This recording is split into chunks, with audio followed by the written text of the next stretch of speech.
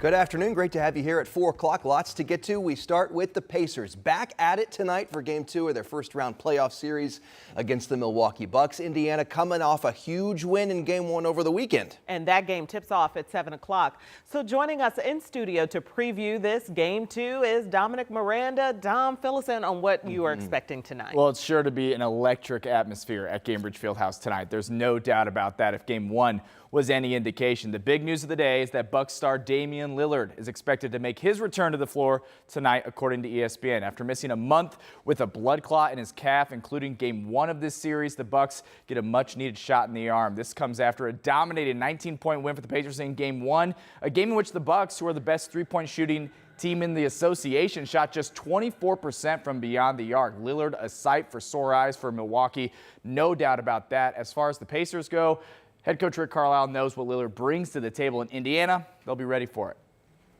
When there's a potential to add a guy like Lillard to the mix, I mean that's extreme.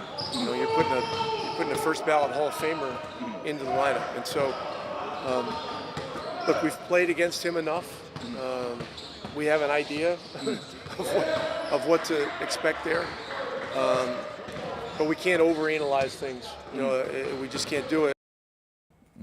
Can't overthink anything. Lillard's presence, no insignificant development, that's for sure. We'll see how the Pacers handle it tonight. Coming up live at 5 and 6, we'll be at Gainbridge Fieldhouse, continuing our preview coverage of this highly anticipated Game 2 matchup. Should be fun. I'm excited for it. No kidding. So Lillard's been out for how long? Oh, just over a month. Okay. March 18th or 19th. He had what was called deep vein thrombosis, I believe is the technical DVT. medical term. Is that correct? A blood clot in the calf. So kind of a miracle that he's playing. And he really had to be on blood thinners.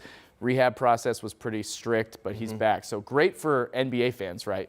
Pacers maybe not pumped to see him out there, but happy for him. But it speaks to the strength of that team if they haven't had that star and they've still gotten this far. No doubt about it. So it will be a tighter game tonight. We'll see you again at 5 and 6, Dom. Thank you. And the Colts are beginning their offseason team workouts, and the quarterback competition is kicking off at the team complex on West 56th Street. Rich and I was out there today talking with Anthony Richardson about the battle to win the starting job. So what's AR saying about this, Rich? Well, no big grandiose statements about I'm the guy or I'm going to win the job. He sounds like a maturing, humble young man who knows he's going to have to win this job, and it's not going to be handed to him. In his first 2 seasons, Anthony Richardson has missed half the games due to injury or being benched. And when he has played, he's completed about half his passes, and that's not nearly good enough for a starting quarterback in the NFL. So the Colts have brought in another highly drafted quarterback, Daniel Jones, to compete for the starting job. Jones showed some promise with the Giants and even won a playoff game with the Giants, but then his career has regressed over the past few seasons. Now Richardson has to beat out Jones to be the quarterback of the future for the Colts. We had a couple conversations so far, but I'm looking forward to learning a lot from him. He's been in the league for a good little minute, had ups and downs throughout his career. So I'm looking to learn as much as I can from him while we just, push this competition and just get better. Every single day, just work, no matter what's thrown in front of me. Every opportunity I got to just better myself and help the team out in any way, that's what I'm looking forward to do. Richardson finished last season on the bench with a back injury. He says that's completely behind him, not a problem now. He has spent the offseason working out in Jacksonville, Florida with his private quarterback coach. Coach Shane Steichen says there's no timetable to decide on the starting quarterback. I guess until no timetable except game 1 of the season. Right, exactly. Okay, do you think this job is really up for grabs? I think so. And I say that because the Colts were willing to bench Richardson last season for a couple of games. And they have said all along that this is an open competition. Now, I think the best scenario is that the competition brings out the best in Richardson and he wins the job and plays well. Because if Jones wins the job, all of a sudden, what does that say about the 3 years you've invested in Anthony Richardson and you still don't have a quarterback for the future? And see, that's what was said before, is that he's young, very young, brand new. 22. 20, he was 20, 21, just getting started. So, I mean, now that you've had a little bit more experience, we all know that's still young, but now that you've had a little bit more experience, some maturity, we can't use that excuse anymore. All looking forward to camp, that's for sure. Definitely. Yep. All right. Rich, thank you. Let's check out Sean. Of course, we have been tracking this weather. We have had a beautiful day on tap. I mean, it really doesn't get too much better than this unless I'm at a pool with a cocktail. It's 80. I'm with the beach with my husband, my family, and the Beach Boys. And I mean, there are things that could make it better, but it's pretty great. Yeah, I think we're all this gentleman right here on this park bench in Connorsville. That'll work too. Rob Ellis and I have been looking at this camera here for the better part of almost an hour, and the gentleman is just living his best life there in the sunshine in Connorsville. Why not? It is a great day. Sunshine, near 70 degrees. We've got just a few wispy clouds in the middle, higher levels of the atmosphere. And of course, yeah, we're getting ready for the big game tonight. If you're downtown tonight, enjoy it. Weather is perfect. In my book, we're at 70. Not much of a wind, 5 to 10. And temperatures very comfortable at this hour here. But these are not the warmest highs of the week. We'll have more on that, and we do have rain and storm chances all ahead in the 7-day forecast. All right, Sean, thanks for bringing us that.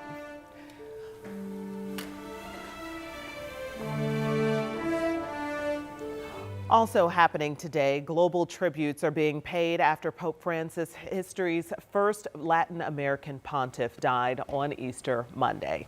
The 88-year-old Argentinian died of a stroke and heart failure. Ivan Rodriguez is in Vatican City with how people are remembering him and the latest plans for his funeral.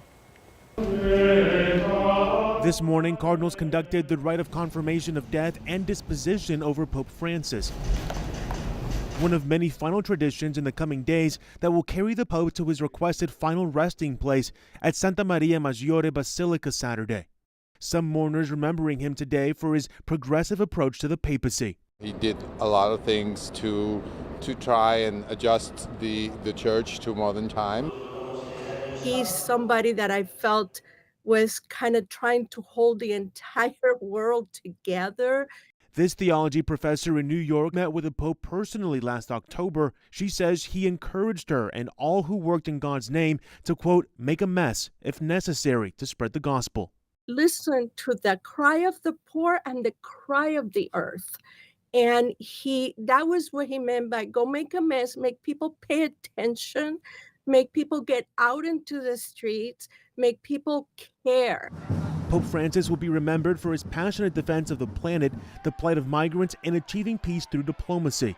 He sort of set the groundwork for a broader, more accepting and loving and welcoming church. I'm hoping that that's part of his legacy. The Pope's final words were released by Vatican officials this morning. They were said to his personal nurse, who helped the Pope make a surprise appearance on Easter Sunday, shortly before his death. Thank you for bringing me back to the square, he said. In Vatican City, I'm Ivan Rodriguez reporting. And today we are learning more about the process, how this is going to work when it comes to honoring the life and service of Pope Francis. And we're joined today by Father McCarthy from Holy Rosary Catholic Church. It's in the Fountain Square area. Father, thank you so much for being here. Pleasure to be here. So how are you handling the passing of Pope Francis, and how are your parishioners handling things? It's sad. I'd say so from like an emotional perspective, it's like a great uncle. Yeah. He's definitely part of the family, and obviously we call him Papa, which means, Pope, means father or dad. But obviously I don't have a lot of day-to-day contact and no emotional ties to him, but as far as spiritual father of the church, he is our leader. When it comes to this particular funeral mass for the Pope, what will that look like? How will it be different from a traditional mass? And then who will preside over that? So I believe Cardinal Ray, who is the Dean of the Cardinal of Colleges, so he's the most senior of the College of Cardinals. I think he's presiding over the funeral. And there's just a lot of pomp and circumstance with a papal funeral. So, I mean, there'd be all types of dignitaries. I think the president has announced he's going to be there. I think there's speculation that, like, King of England is going to be there. So it's a big, not just church event, but a big political, and a world social world event as well. Well, because of the tradition, it being just staked in thousands of years of tradition here. So let's talk about the conclave and the process for electing a new pope. So when the Pope dies, he's an absolute monarch. So he's the head of state. So everything just kind of stops and pauses. The College of Cardinals takes over, but they only kind of hold the till steady. They're not allowed to make any changes, any big differences. There's a position called the Camerlengo, who is in charge of kind of representing the Cardinals. And then for the conclave itself, the person who runs it will be, who's now the Cardinal Secretary of State, Cardinal Parolin. And he's the man who's going to run the actual conclave once the doors of the conclave get closed. Well, I just appreciate you explaining this because it can get pretty difficult and convoluted just because we are talking about so many years of history. Once this new pope is elected, what happens next? And then how does that look locally? Is obviously the message kind of trickles down, but well, I mean, we obviously in the global world of global communication, we know immediately. Yes. We'll know immediately. And as soon as the pope is elected, he's pope. So there's a lot of ritual and ceremonies. There's what was a coronation, and now they call it installation of the pope as the pope. But from the moment he's actually elected and accepts that election, so there's up to 33 rounds of votes. Wow. And then there can be, after 33 rounds, kind of a tiebreaker, sudden death vote going on. And as soon as they settle by 2/3 on who's going to be the pope, and he says, yes, I accept, he's the pope, and then he's actually in charge. So there are some rituals that are normal. He gets clothed, he goes out, he makes a big greeting to the world on the loggia. But it's actually his call from that point on. Okay. We will all be watching closely. Father McCarthy, thank you so much for being here. Pleasure. I'm glad I could help.